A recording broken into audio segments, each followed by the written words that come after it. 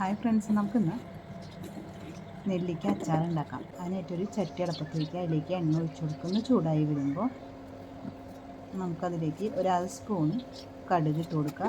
പൊട്ടിയതിന് ശേഷം നമുക്കതിലേക്കൊരു 2 സ്പൂണ് ചെറുതായി അരിഞ്ഞ് വെച്ചിട്ടുള്ള ഇഞ്ചി ഇട്ട് കൊടുക്കുക. അതുപോലെ 2 കുടം വെളുത്തുള്ളി അത് ഞാൻ ചെറുതായി അരിഞ്ഞ് അത് ഇട്ട് കൊടുക്കുക.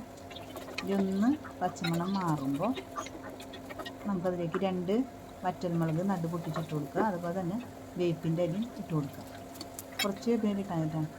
ഒന്നുകൂടി ഒന്ന് ഇളക്കി കൊടുക്കുക. അതിന് ശേഷം ഒരു 6 പച്ചമുളക് ചെറുതായി കട്ട് ചെയ്ത് അത് ഇട്ട് കൊടുക്കുക. നല്ലോണം ഒന്ന് ഇളക്കി കൊടുക്കുക. ഒന്നൊരു മുരിവാകുമ്പോൾ നമുക്കതിലേക്ക് മുളക് പൊടി ഇട്ട് കൊടുക്കാം.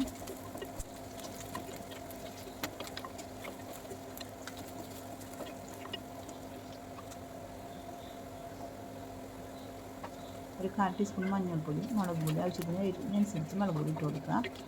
അതിൻ്റെ പച്ചമണം മാറുമ്പോൾ നമുക്കിതിലേക്ക് 1 സ്പൂണ്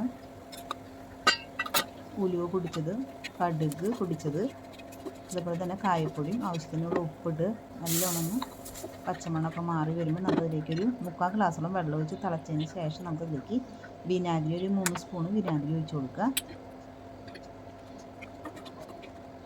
നമുക്കിതിലേക്ക് ഞാൻ നെല്ലിക്ക കഴുകി നല്ലോണം ആവി കയറ്റി ചെറുതായി കട്ട് ചെയ്ത് നമുക്കതിലേക്ക് ഇട്ട് കൊടുക്കാം.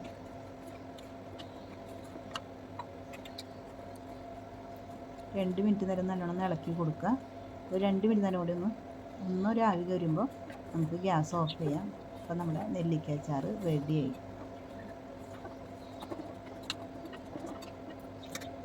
ഇഷ്ടമായ ലൈക്ക് ചെയ്യുക, കമൻറ്റ് ചെയ്യുക, സബ്സ്ക്രൈബ് ചെയ്യുക.